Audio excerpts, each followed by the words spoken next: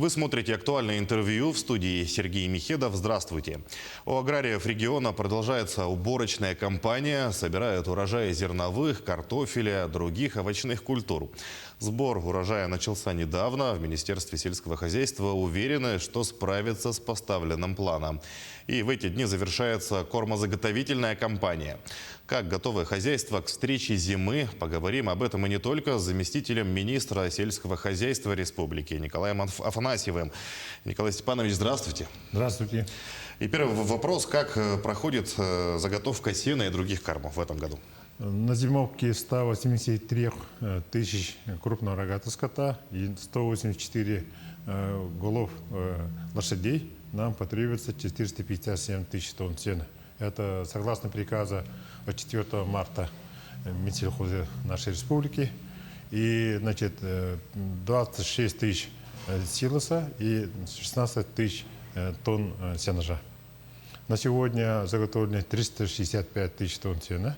Это от плана 80%. Этот год, вы знаете, что лето у нас прошло на чрезвычайном режиме. У нас 10 улусов нашей республики пострадали от засухи. Ну и помимо этого у нас лесные пожары много помешали по заготовке грубых кормов, сена практически тоже по 10 районам нашей республики. Хотелось бы узнать подробнее, в каких районах не справляются с планом, в каких справляются. Основные районы, те, которые не справляются, это связано с засухой или пожарами. Вот это у нас самый большой район, то, что сейчас будем завозить сено из других регионов или из других районов. Это Усалданский район. Пострадал, значит, Чуровчинский район, кроме 3 наслегов, так, где Амга. И пострадал частично Мегинакангаласский район. Ну и по пожарам пострадал Горный район, вы знаете, пострадал Кебельский район, сильно пострадал. Ну и по всем районам локально, где были пожары, да, у нас много сгорело и сельхозкультур, значит, то, что заготовлено сено, изгороди сгорели, избушки, наши, значит, канибазы сгорели. Вот. И согласно актов, которые составили мы в Минсельхозе, главы муниципальных образований направили на возмещение части затрат Минсельхоз Российской Федерации на сумму 36 миллионов рублей. Ну и помимо этого мы еще отправили по засухе, направили тоже документы в Минсельхоз России на сумму где-то на 290 миллионов рублей. Ну, этот вопрос на сегодня решается на уровне Минсельхоза Российской Федерации. Наш Елдархан Асен Сергеевич обратился с письмом министру сельского хозяйства Патрушеву. И согласно этого письма уже, значит, проводится совещание на уровне, значит, Российской Федерации. Сегодня тоже должны провести совещание, как обеспечить далее дополнительными кормами, значит, это грубые корма, сено и комбикорм, зернофураж Республики Саха-Якутия. В районах, где прошли лесные пожары, конечно, ситуация самая сложная. Как организована помощь сельхозпредприятий? Ну, конечно же, по Бескюлю у нас горного района помощь идет, вышло распоряжение правительства, с резервного фонда правительства сейчас идет восстановление загоревших коровников и восстановление крупного рогатого скота, то, что сгорело, значит, на пожарах, лесном пожаре. Значит, это, значит, предусмотрено 59 миллионов рублей, сейчас строится коровник, большой коровник, значит, Петрова Алексея Алексеевича, это на 100 голов, и мелкие коровники возле домов строят наши предприятия, подведомственные предприятия, уже завершили работу некоторые предприятия, осталось только построить 2 коровника частников и завоз, конечно же, крупного рогатого скота, то, что пострадало, ну и кур, и свиней мы завезем, когда все будет готово, туда мы завезем. И сейчас вопрос стоит, конечно, завоза сена, грубых кормов по Бескюлю, потому что там люди боролись с пожаром, и где-то сгорело более 200 тонн заготовленного сена сгорело. И еще и сельхозугодья пострадали, ну и люди не смогли выйти сами, даже скоситься. Где-то 1000 тонн должны завести. До Нового года мы постараемся сено, которое нужно до Нового года. Для этого вышло распоряжение правительства нашей республики, предусмотрели средства. По этим средствам будем финансировать горный район, и горный район сам должен организовать все это дело. Откликнулись ли на беду наших селян соседние регионы? В чем заключается их помощь? Откликнулись 3 региона. Это Амурская область, Забайкальский край и Республика Магаданская область. У нас же и северные районы сейчас пострадали, да, и есть Оймеконский район, Верхний Колымский район, часть Тампонской области будем завести с Магаданской области. Уже там благополучие по всем ветеринарным требованиям имеется. У нас требования ветеринарные немножко затруднены с Амурской области, потому что у них локально есть болезнь как АЧС, это африканская чума свиней, и в некоторых районах там ввелся карантин. Из-за этого у них есть запрет сена из других регионов, но этот вопрос сегодня разрешается. Мы работаем с Минсельхозом России и с Амурской области. Я думаю, что этот вопрос мы решим, и часть, которую мы заготовили сено, должны завести до наших сельхозтоваропроизводителей. В целом, как отразилась засуха на урожайности картофеля, овощей и зерновых культур? Ну, овощи и зерновые, конечно же, пострадали. Да? У нас в Хангаласском улусе есть хорошее хозяйство Денисова. Она сильно пострадала. Практически вся 600 гектаров земли все погибло.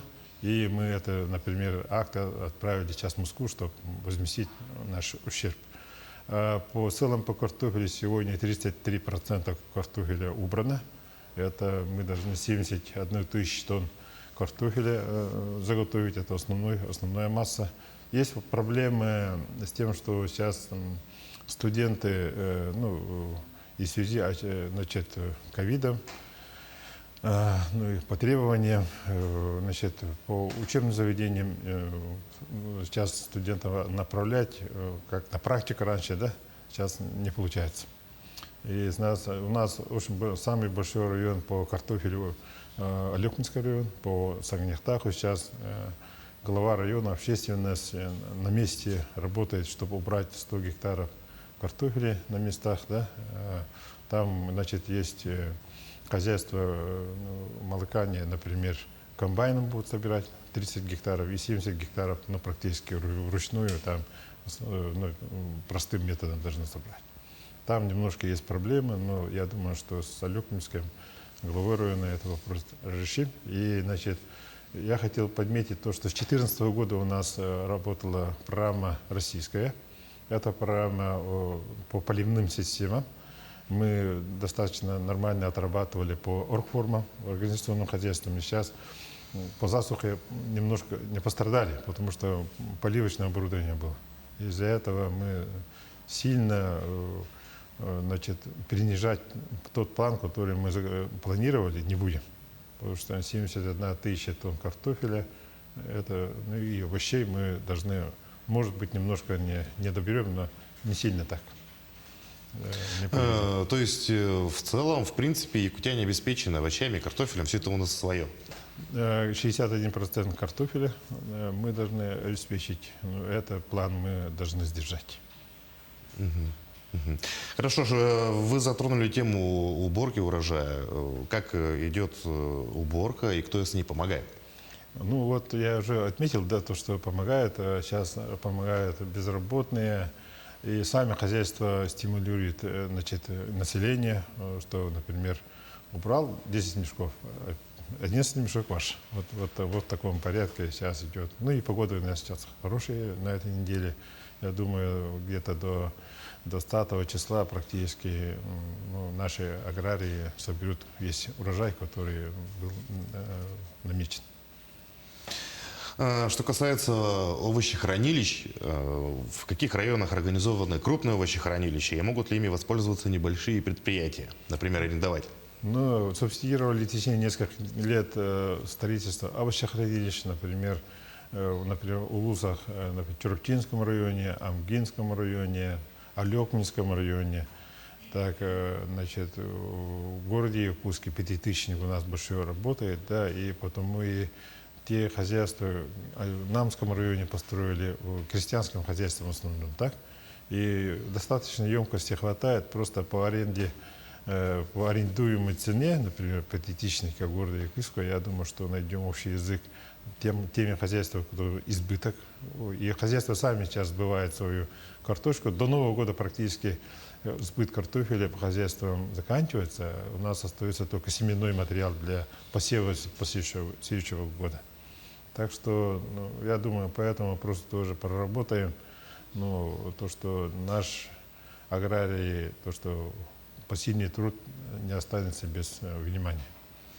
А что касается сбыта, кто чаще покупает наши овощи? И, может быть, есть какие-то советы для предпринимателей, кто хочет заняться сельским хозяйством? Какую помощь можно получить в этом направлении? Мы даем погектарную поддержку каждый год, да, и с следующего года в проекте бюджета, значит, сейчас будем залаживать средства на поддержку сбыта сельхозпродукции тоже.